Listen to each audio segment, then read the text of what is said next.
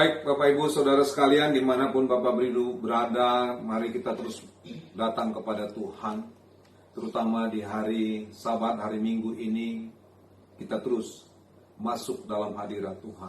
Saya mengajak seluruh jemaat, seluruh hamba-hamba Tuhan, mari kita terus meninggikan, mengagungkan Raja di atas segala Raja. Kita angkat satu pujian, hanya dekat Allah saja aku tenang. Hanya dekat Allahku, masa tenang hatiku, Kau sertai jalanku, sepanjang hidupku.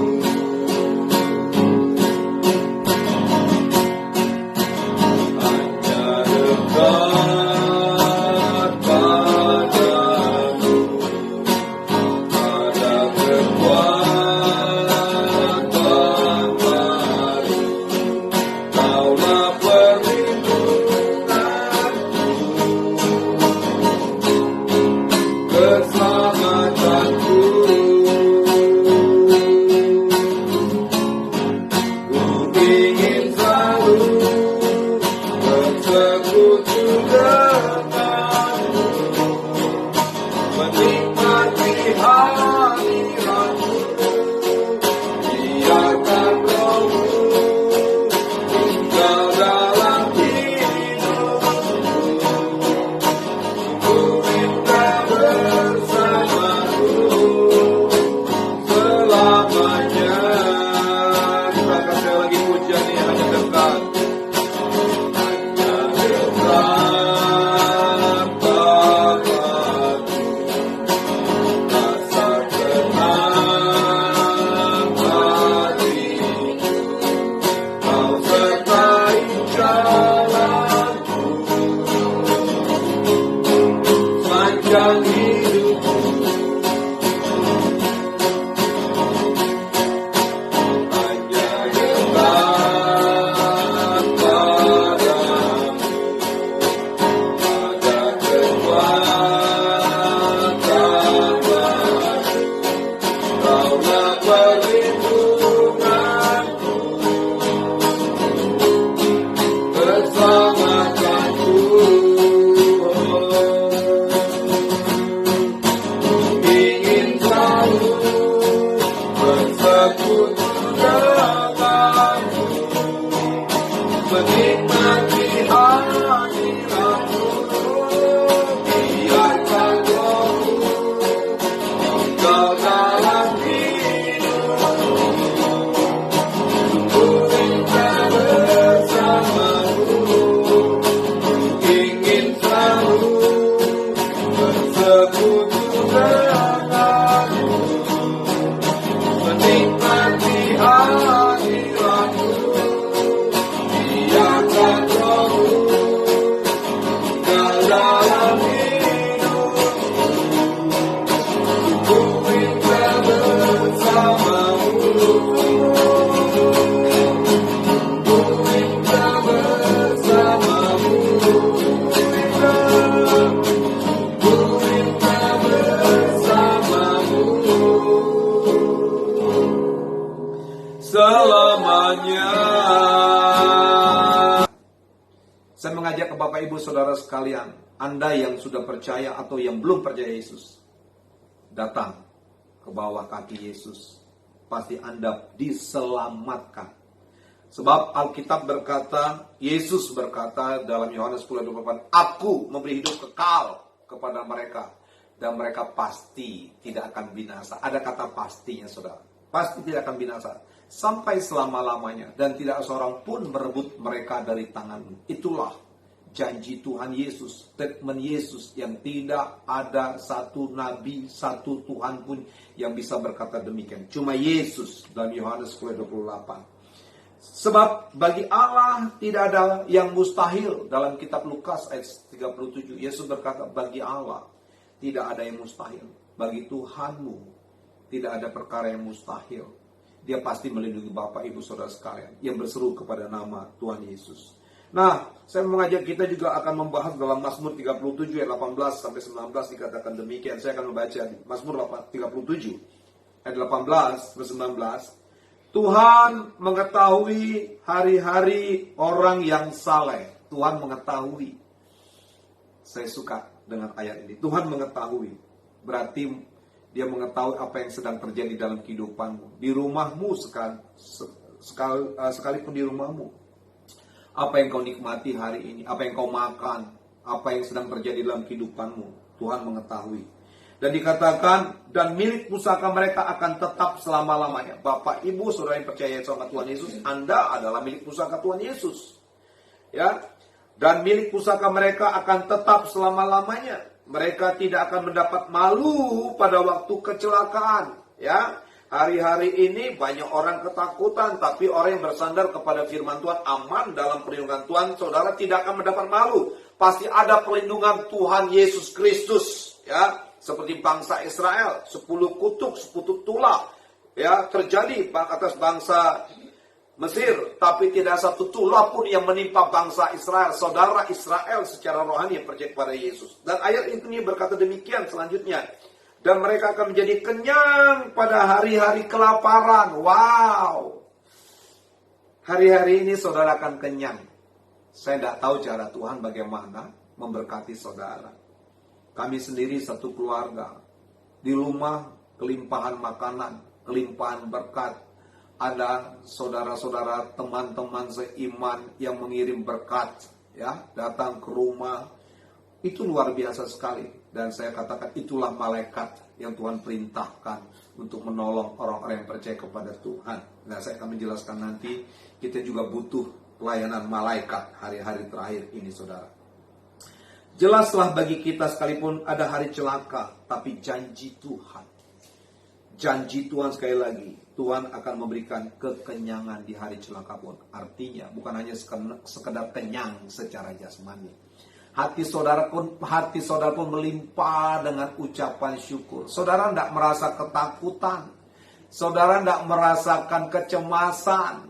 Seperti Mazmur 91, 1000 orang tergeletak di sebelah kiri, 10.000 di sebelah kanan. Saudara cuma menonton karena Adonai Elohim, sang pemilik kehidupan itu, ada di dalam kehidupan saudara. Kolose 1 ayat 27. Christ in you, the hope of glory. Amin, saudara. Nah, 1 Korintus 17, barang siapa mengikat diri dengan Tuhan, dia menjadi satu roh dengan dia. Kalau saudara datang dengan cara memuji, ya, pertama memang menerima Yesus sebagai Tuhan dan Juru Selamat. Setelah Anda menerima Dia, saudara bersekutu dengan pujian, penyembahan, dan dalam doa. Saudara sedang mengikat diri dengan Tuhan. Bayangkan saudara nempel dengan Tuhan. Di dalam Tuhan Yesus ada api Roh Kudus yang sangat luar biasa. Ya, yang ribuan derajat itu. Nah, saudara, ketika saudara nempel sama Tuhan Yesus, melekat sama Tuhan Yesus, kuasa yang sama akan nempel kepada saudara. Sehingga virus apapun yang coba menyentuh saudara, virusnya yang mati. Bukan saudara yang mati. Sebab aman dalam perlindungan tangan Tuhan. Makanya saya mengajak saudara melekat kepada Tuhan. Mazmur 37 ayat yang keempat dikatakan begini, ya, bagian kita, ya.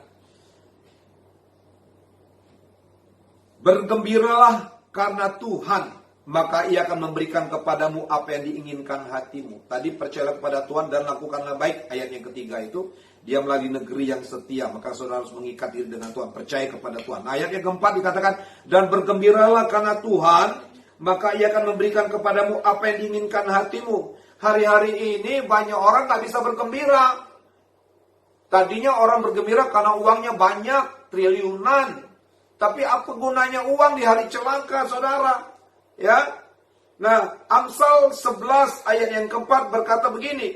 Pada hari kemurkaan, harta tidak berguna. Pada hari kemurkaan, harta tidak berguna. Tetapi kebenaran melepaskan orang dari maut. Saudara, uang kita butuh, harta kita butuh. Tapi ayat ini berkata, pada hari kemurkaan Tuhan, ya, harta itu tidak berguna. Tapi kebenaran, apa itu kebenaran? Yesuslah kebenaran, firman itulah kebenaran. Maka barang siapa mengikuti firman Tuhan, tinggal dalam firman Tuhan, saudara diselamatkan. Bukan hanya diselamatkan roh saudara, saudara akan dilindungi, kesehatan saudara akan terjaga. Tuhan akan membela saudara. Engkau ingin sehat, Tuhan berikan kesehatan sebab Kristus di dalam diri saudara. Firman itu di dalam diri saudara. Engkau ucapkan firman, berdiri di atas firman, berkata dalam firman, nyanyikan firman Tuhan, renungkan firman Tuhan. Hidupmu seperti pohon yang ditanam di tepi aliran air, yang tidak akan mengalami masa kering. Apa saja yang kau inginkan berhasil. Kesehatanmu sehat, keluargamu diberkati Tuhan. Anda mungkin tidak lebih kaya dari orang lain, tapi kalau Anda punya Yesus, itu harta yang sangat luar biasa, kekayaan yang unlimited. Ya, jadi Anda butuh keselamatan, datang kepada Yesus. Dosa saudara diampuni. Namamu tercantum dalam kitab kehidupan. Betapa dahsyatnya Tuhan Yesus itu. Dan bergembiralah karena Dia, bukan karena uangmu. Uangmu nggak bisa bikin engkau bahagia di hari kecelakaan, tapi Yesusmu. Kita bisa menari-nari. Beberapa hari ini dalam pujian penyembahan kami menikmati hadirat Tuhan dengan sukacita yang sangat luar biasa sekali. Ya, kami menari di dalam roh, ada sukacita. Tekanan boleh datang, tapi Christ in you, the hope of glory. Seperti Markus 4 ayat 31 itu dikatakan, 35 itu. Ya, Yesus dengan murid-murid yang satu perahu. Mereka ketakutan karena mereka tidak tinggal dalam firman. Kemudian mereka membangunkan Yesus. Saya mau katakan, mari bangunkan imanmu di dalam Yesus Kristus. Berdiri, hadik badai, hadik virus ketakutan, virus corona. Dan kita katakan dalam nama Yesus, virus itu mati. Sebab di dalam saudara ada kekuatan roh yang sangat luar biasa. Ayat yang kelima dari Mazmur 37 berkata begini, serahkanlah hidupmu kepada Tuhan dan percayalah kepadanya, dan Ia akan bertindak. Serahkan hidupmu. Hari-hari ini kita menyerahkan hidup. Menyerahkan hidup itu fokus kepada Tuhan, fokus pada firman Tuhan, bukan fokus kepada persoalan, tapi berfokus kepada Tuhan. Ya, hari-hari ini juga kita butuh pelayanan malaikat. Kita minta malaikat untuk menjaga, mengawali kita. Saya ingat waktu Tuhan Yesus di Taman Getsemani, ya, waktu dia diperhadapkan, Bapak kalau boleh cawan ini berlalulah daripadaku. Dia berpeluh keringat, kemudian ada rasa ketakutan secara manusianya. Tapi rohnya tidak pernah takut. Dan Yesus tidak mati dibunuh, tapi dia menyerahkan diri kepada Allahnya. Dan kemudian apa yang terjadi dalam Lukas 22 ayat 43. Maka seorang malaikat dari langit menampakkan diri kepadanya untuk memberikan kekuatan kepadanya. Saudara yang dikasih Tuhan, siapapun saudara, engkau butuh malaikat untuk memberikan kekuatan kepada saudara dan saya. Supaya saudara kuat menghadapi hidup, kuat menghadapi persoalan, kuat menghadapi apapun yang terjadi. Kita butuh pelayanan malaikat. Minta kekuatan malaikat untuk menghadapi persoalan, menghadapi apapun dalam kehidupan ini. Ibrani 1 ayat 7 berkata begini, dan tentang malaikat ia berkata, dan tentang malaikat ia berkata, yang membuat malaikat-malaikatnya menjadi badai dan pelayanannya menjadi nyala api. Kita berdiri bersama dengan malaikat. Kita minta malaikat turun tangan, berpasukan tembok api, membakar semua virus ketakutan, virus maut di dalam nama Yesus Kristus. Kuduskan kota Jakarta, kuduskan Indonesia. Kami minta malaikat berpasukan tembok api, serbu semua virus corona, lenyap dari Indonesia. Amin, saudara-saudara. Kita minta kekuatan malaikat Tuhan. Apa dampaknya? Kalau kita lakukan dalam Mazmur 37 ya, ayat 3, percaya kepada Tuhan, kemudian bergembira kepada Tuhan, kemudian ayat kelima, serahkan dirimu kepada Tuhan. Yang pertama, kembali kepada Mazmur 37 ayat yang ke-6, Ia akan memunculkan kebenaranmu seperti terang dan hakmu seperti siang. Tuhan akan memunculkan hakmu. Apa sih hak anak Tuhan? Saudara, yang pertama, saudara diselamatkan. Yang kedua, untunan, ya, hari ini saudara percaya Yesus, saudara diselamatkan. Ada sukacita, ada damai sejahtera, ada pertolongan Tuhan, ada kekuatan Tuhan. Orang-orang yang tidak percaya Yesus, walaupun punya uang, tapi ketakutan. Segala sesuatu di dunia ini sifatnya tidak kekal. Hanya firman Allah yang berisikan kekekalan.